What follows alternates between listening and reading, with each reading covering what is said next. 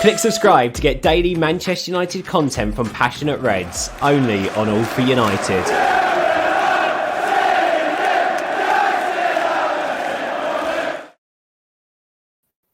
Hello, ladies and gentlemen. Welcome to another episode of the Opposition Preview. I'm your host, Grant, and I'm delighted to be back on the channel. And I'm absolutely delighted to be joined alongside for this episode of the Opposition Preview by the founder of Pick Fair, Benji Lanyado, as we preview Manchester United's upcoming match with West Ham. Benji, how are you doing, my friend?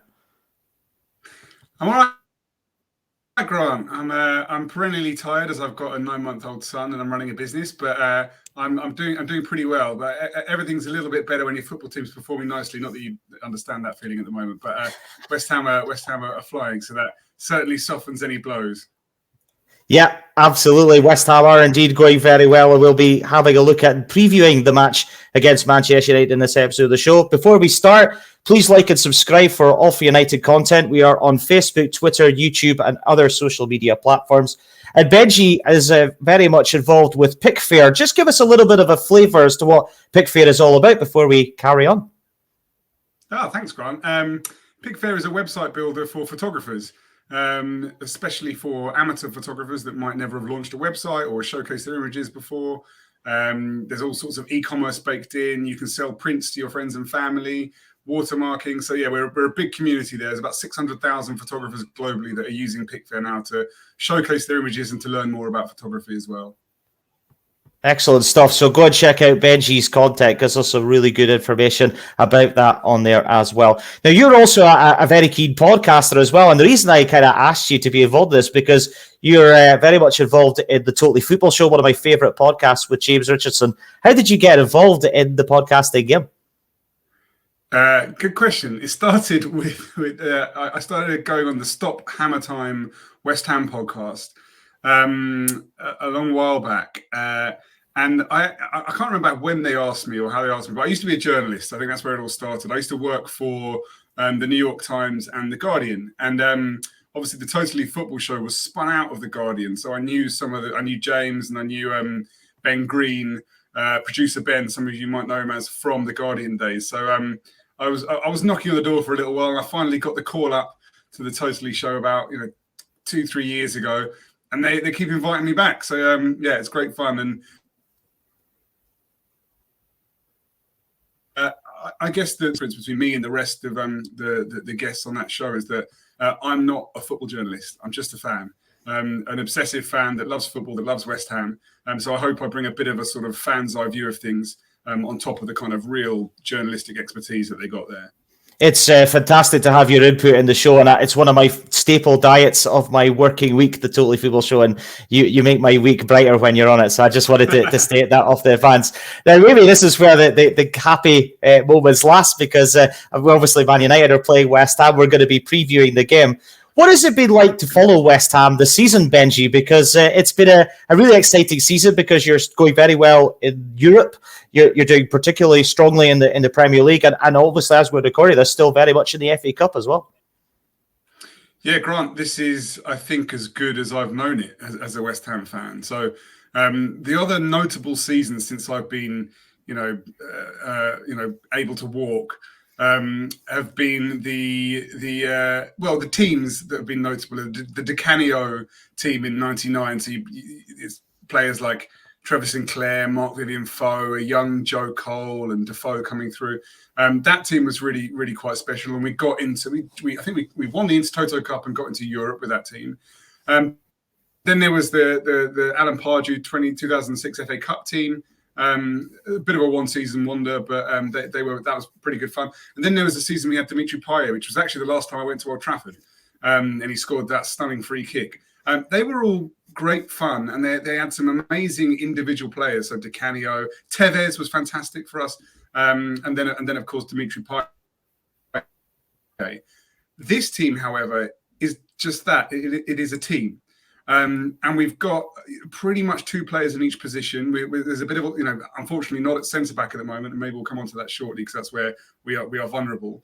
But there's a lot of players in there that are really playing for something. So whether it's Jared Bowen trying to get into the England squad, Declan Rice trying to really establish himself as one of the best midfielders in the world. Antonio trying to prove that he's a top-tier striker. And, of course, as you know, Moyes trying to show the world that he is a top-tier manager after, in this, which is the kind of third act of his career after Everton and Man United. So it's brilliant fun. And I actually would go as far as saying it's as good as it's ever been in the 30 years that I've been knowingly a West Ham fan.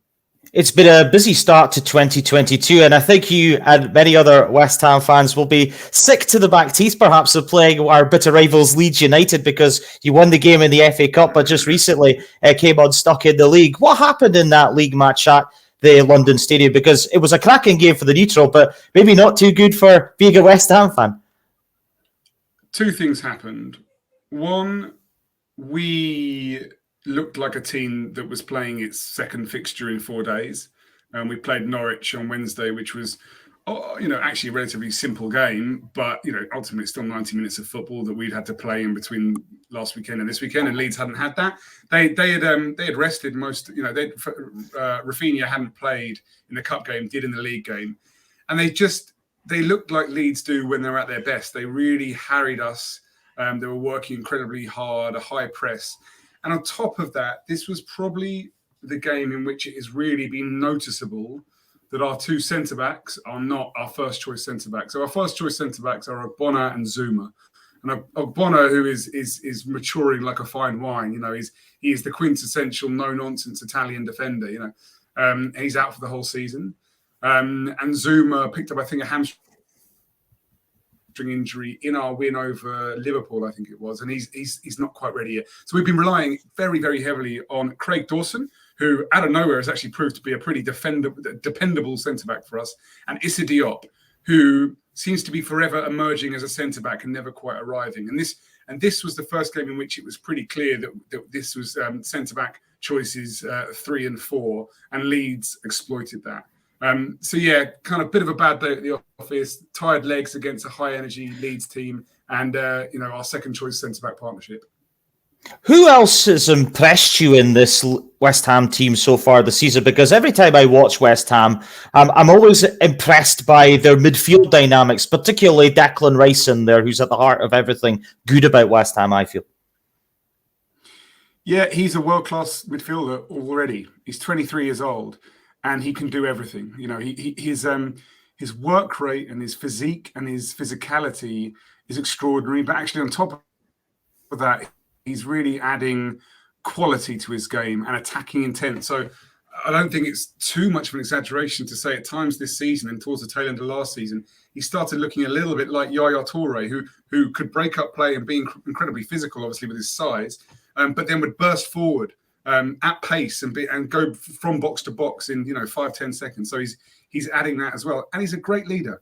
He's a very positive character. He clearly works incredibly hard and takes his profession very, very seriously, and I think that is an inspiration to everyone around him. So he is, dare I say it, I think there is not a football team on this planet that he wouldn't fit right into and probably improve. He's an exceptional player, the best we've had in a long, long time. We must talk about Mikel Antonio, who is West Ham's top scorer this season with 8 league goals and 6 assists. I'm loving the shirt on the back. That is just absolutely fantastic. How has he developed his game? Because every time I watch him, he just seems to be better and better every time he puts on a West Ham shirt. Yeah, I think this is one of the great things that Moyes has done with West Ham. And actually, he did it. I think it's right to credit him previously with making Arnautovic into a centre forward, having previously been a bit of a winger. And he looked at Mikel Antonio and thought, this guy's got all the attributes. He's got the quality. He's got the physical. If you're playing, as most people do now, with one striker, one centre forward and attacking players around them, you need someone that's strong, that can hold the ball up, and that can tire defenders so that the attacking players around them can then exploit that fatigue. And he's got that. It's hard to say exactly how he's improved. It's just his finishing has improved. He's learning a little bit more about how to play that role. And actually now he's peeling out to the wings a little bit, and they all alternate. So we play a sort of 4-2-3-1. But that 3 behind Antonio they move around their positions so that if Antonio does pull out to the wing, Bowen can move into the centre, or Ben Rama can. So it's just the more he plays there, the more he suits the role, and I think it is the role that his career is basically been building towards. He's you'll see. I think that is where we can really hurt you actually at the weekend. Maguire's not in good form, is he? And neither Varane's just coming back from injury. Lindelof isn't great. I think that Antonio can cause some problems. Another player who I think has really impressed for West Ham this season, particularly latterly, is Jared Bowen. How has he developed into this West Ham setup under Moyes? So it's easier to find the way that Jared Bowen has improved, actually, because a big part of it is physical. It's been talked about quite a bit, but I think it was either in the summer or during lockdown, he was doing sprint drills in his uncle's potato farm field. So he was basically running on boggy terrain, I think carrying heavy weights, and he's really bulked out. He arrived at West Ham as a fast player. He's now strong and fast, and he's adding that quality and that goal-scoring instinct. He scored a couple of headers last games. I mean, can't recall him scoring many headers for us. So he can do everything at the moment. He's scoring all types of goals. He's got to be in the next England squad as well. I mean, he's one of the best attacking wingers in the league at the moment. Who else has impressed you under David Moyes this season? Because, West Ham just seemed to be a real unit across the pitch. And as we're recording this ahead of that match against Manchester United, they're on 37 points. I mean, a win at the weekend, and they'd be on to that magic 40 points mark, which people say is comfortably safe. Yeah. I mean, touch wood, and it feels strange saying it, but we don't really have to think about that anymore. Every year used to be the race to 40 points. This last few seasons, it's been okay. Race for the top 4 spots. That I guess is one of the real hallmarks of this side is there is strength from front to back. There is the only weak spots at the moment that are obvious are our centre backs, and they're still pretty good. I mean, Craig Dawson, we signed from Watford, and no one thought anything of it. Everyone thought that this guy's going to be, he's going to play in the occasional cup game. But he's actually he's the quintessential kind of meat and two-veg English centre-back. He's horrible to play against. He's always fouling you and mostly getting away with it. He's dominant in the air. But of course, his weaknesses are quite clear, and we saw that against Leeds. He can't really distribute the ball, and he doesn't have much pace. And Diop as well, he just never quite seems to maintain a level of consistency. So everyone else, apart from those two centre-backs, I think are showing real strength. Souček is fantastic. He's now the captain of the Czech side. He can score, he can defend. We've got 3 wing-backs between Cresswell, young Ben Johnson, and Vladimir Soufal, all of whom offer something a little bit different. And then actually, I tell you who deserves huge credit this year is Manny Lanzini. So he was out in the cold. He did his cruise ship in 2018 and has been mostly on our bench since then. And he has forced his way back into this side. We've got Ben Rama, we've got Vlasic, who's getting better and better. We've got Bowen, all of whom can play in that position, and yet Manuel Lanzini has forced himself in. Yarmolenko, although I think it's one of the worst kept secrets in football, Yarmolenko is a terrible footballer, but he's still there, and Lanzini has forced his way through. So yeah, he deserves real credit too. West Ham have had some pretty impressive results this season. They won at home against Chelsea, but just coming into this game, they're on a run of 2 consecutive away wins. The one at Watford, the one at Crystal Palace, who I think have had a lot of plaudits as well this season. What are West Ham tactically doing well on the road that are giving these teams problems? Good question. There is no discernible difference between the way we play at home and away. The only difference might be is that actually we probably see less of the ball away, and I think we are a team that are better not in possession. When teams allow us the ball, actually like what Norwich did on Wednesday night, we find it hard to kind of do that patient breaking down of teams like someone like Man City does that. That's not really us. We are more forceful and thrusting and play on the break and go from front to back pretty quickly. So that might be one of the benefits. I just think there's a fearlessness about West Ham now. Like, we have shown that we can win away. We can beat the only team that I would say we probably would still lose to is Man City at the moment. Everybody else we can beat, and that there's something quite powerful that comes with that when there's no fear when you're going to places like Old Trafford. Previously, anything that we take away from Old Trafford, I would consider a massive bonus. Now, I'd be disappointed if we don't come away with a point at least. That fearlessness is really what's changed there. And before we go on to talk about that match at Old Trafford, let's have a quick word about David Moyes, because he just seems to be a guy who seems to have reinvented himself. There's been a bit of a revigoration about him over the last couple of years, I would say. What has he done, and how much credit should he get off the back of West Ham's really impressive run, not just this season, but over the last couple of years too? He should get more credit than anybody else. Because this is not, yes, we've got some top quality players, but he has improved them all. I think a sign of a good manager is somebody that improves players and gets players to play beyond the sum of their parts. And we're really seeing that with West Ham at the moment. And it's Moyes. It's not just about work rate, but work rate is a big part of it. There's also strategically and tactically, he's changed us. He's made us press quite high. At times, West Ham have looked like Liverpool this season, really pressing with the front line. And that is something that Moyes wasn't doing at Everton or Man United. He's learnt that and he's adapted. And I would say that is probably the thing that he deserves most credit for. If you look at other managers from that era, from his kind of Everton era, that are still around, you're talking about people like Mourinho, Benitez. They have not changed. They are more or less the same manager. And actually, football has caught up with them and overtaken them. We've seen that with Benitez at Everton, and we've seen that a few times now with Mourinho. Moyes has adapted himself. I think that the way we play, the most similar style, I would say, is Simeone's Atletico Madrid, in that we work incredibly hard. We are tough. We make the most of set pieces where we are incredibly aggressive, but there is also real quality running throughout the side and incredible work rate right down the spine. You think about those Atletico Madrid teams, they were incredibly hard working, but there was quality there as well. And I think that's the kind of teams that we're closest to at the moment. He's the one. He's the one that deserves the most credit out of anybody.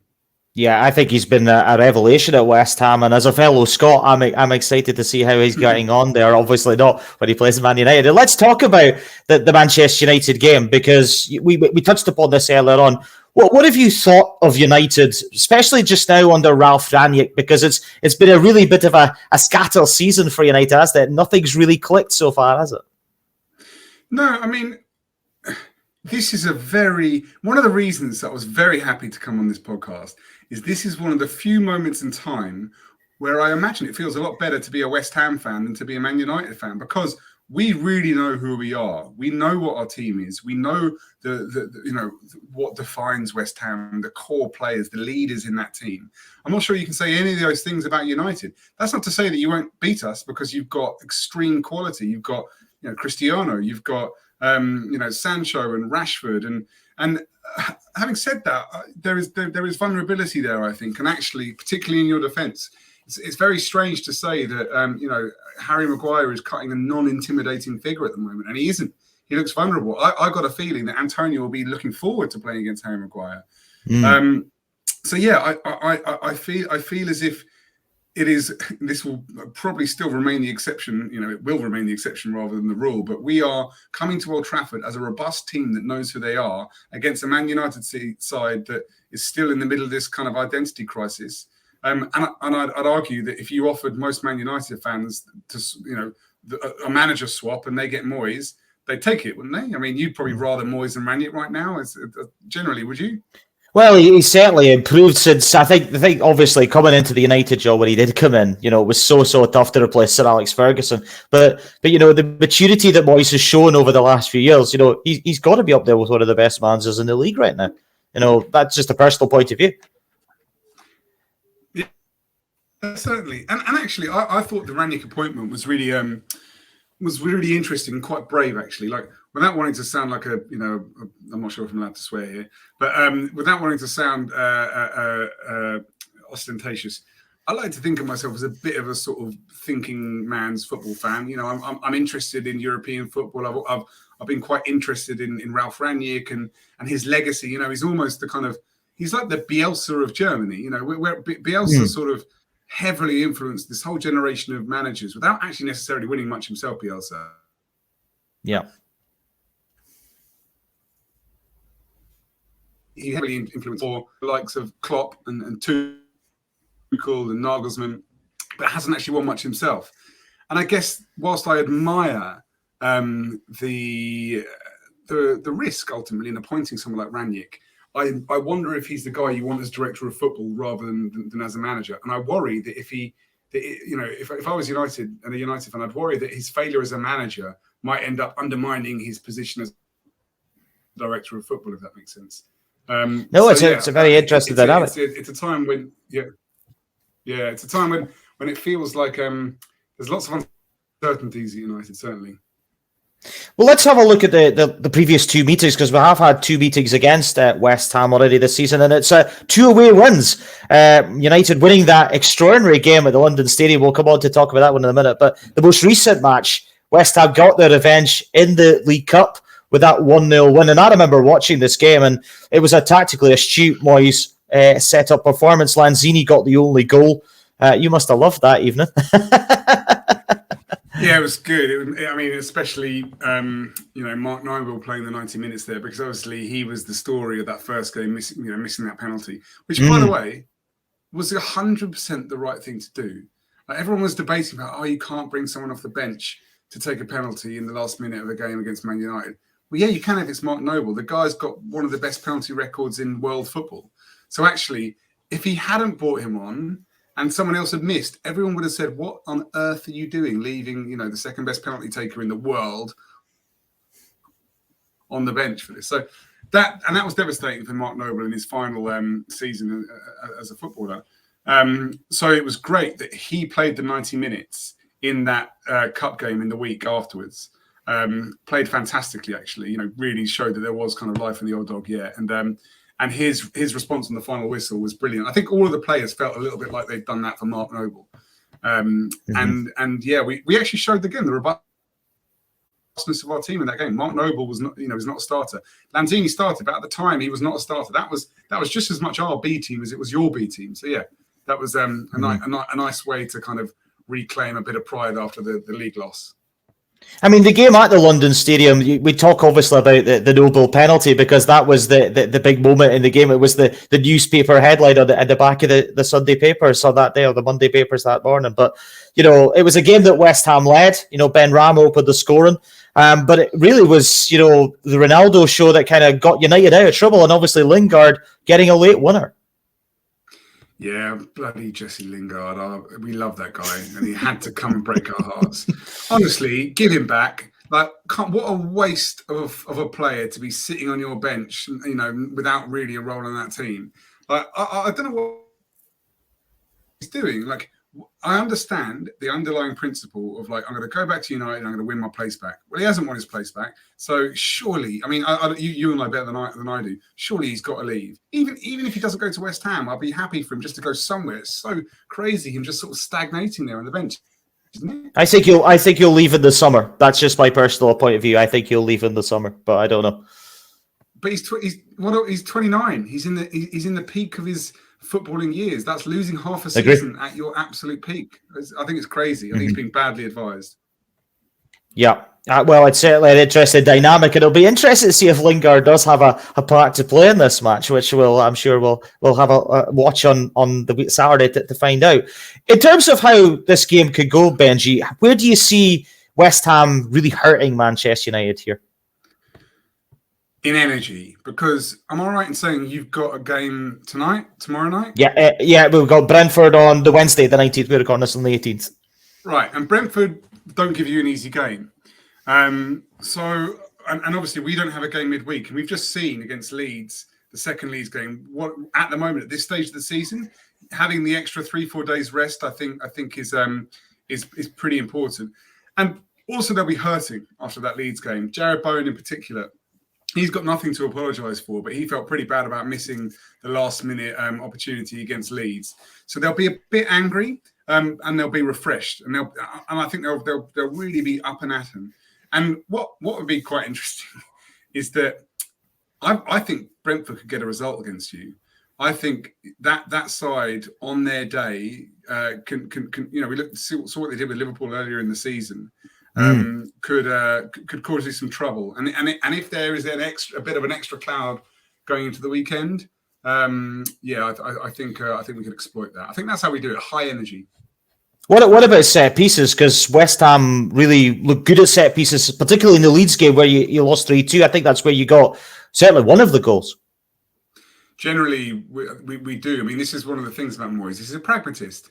Yes, we play nice football. Yes, we bought some skillful players. Yes, we play quite an attacking formation. Ultimately, 4 attackers on the pitch at any given time. But he's not shy of really making the most of being ultra aggressive at set pieces. And this is a big deal. Aaron Cresswell is back. We've got some good set piece takers. Bowen can take a good set piece. Cresswell is the best set piece taker at the club and one of the best in the league. Automatically, we become more dangerous with him back in the side. So, yeah, I would say anyone who's gambling out there looking for set piece goals, this is one to put a flutter on. I think he's an excellent player at Cresswell. I think he's a very, very good fullback. Souček didn't play the match against Leeds in the Premier League. I think he's been ill, hasn't he? Is he back in contention? Because he could be a big player as well, particularly in that midfield battle where a lot of United fans and a lot of other people are commenting on where United are pretty weak. Good point. He should be back. I think it was COVID.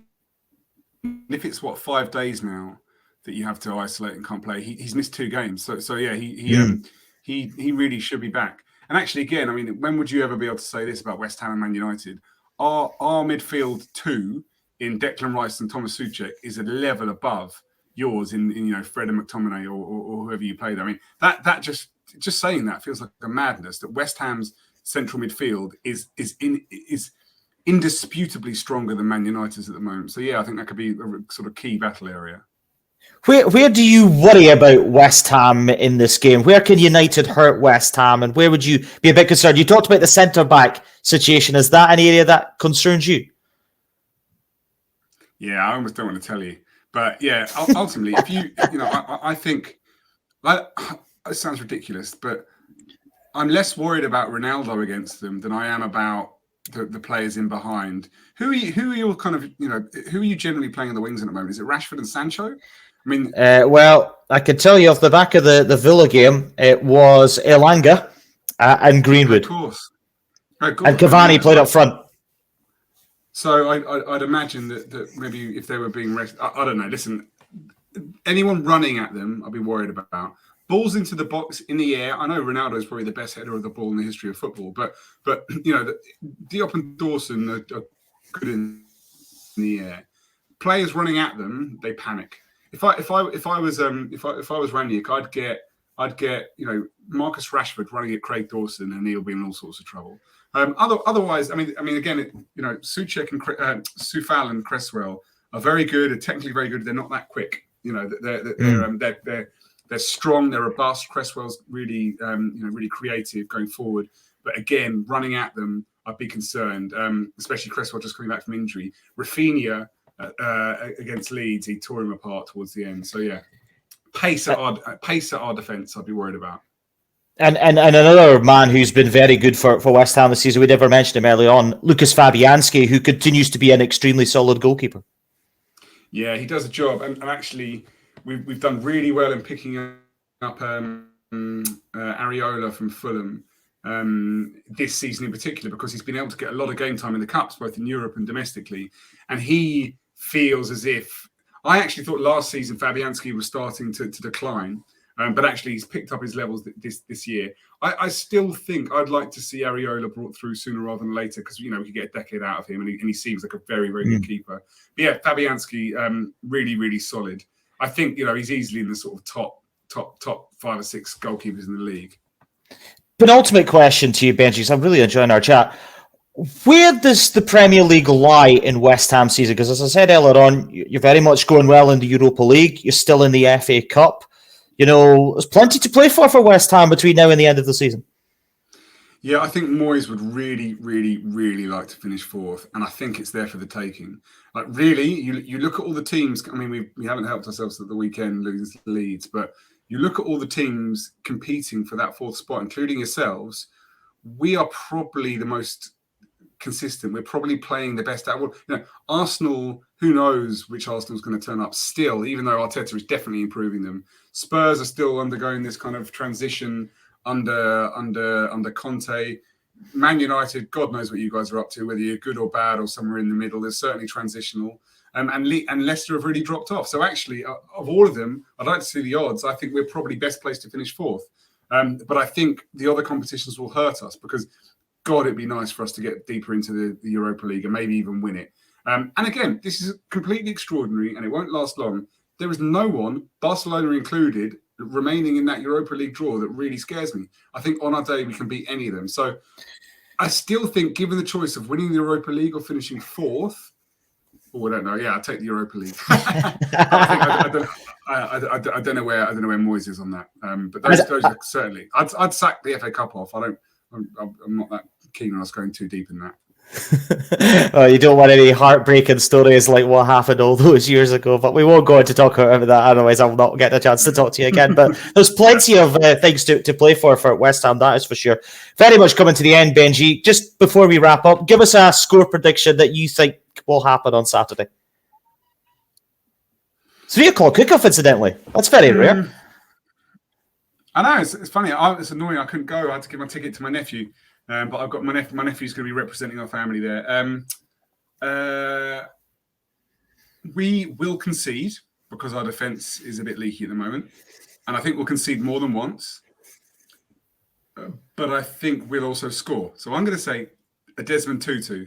Rest in peace. Oh, good. That's a scoreline I fancied as well, 2-2. So we're both in agreement on that one. I want United to win, but I'm kind of being a bit more realistic with my predictions, and I'm not done well against other opposition supporters on this. I need to get a win, so I think I'll have to go with you and go for a draw. So there we go. It's a nice something we can agree on, certainly. Yeah, it certainly is. And let's hope we'll be shaking hands at full time, which I'm sure will hopefully be an interesting game. That's for sure. Benji, it's been great to have you on.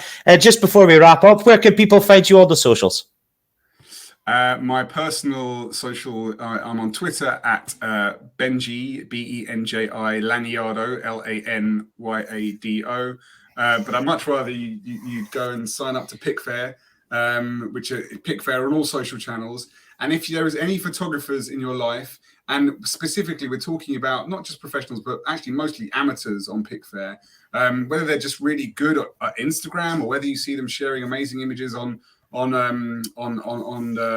Twitter or Facebook, tell them to go and check out Pickfair. We're growing something really amazing there, and we've got thousands of photographers around the world that are joining literally every day at the moment. So if you only remember one thing, is to go and check out Pickfair on social and pickfair.com. Excellent stuff, and a really great plug for Pickfair there as well. Just remember, to everybody who has followed us on All for United, please like and subscribe for all Manchester United content. Thanks to Benji for joining me on this episode of the Opposition Preview to highlight the match against West Ham. A 3 o'clock kickoff on Saturday. It should be a very interesting game, Saturday the 22nd of January. I personally hope for United win. As I said, we both went for a draw. We'll see if we are right with that. But from Benji and myself, thanks very much for tuning in, and all the very best to you. Cheers.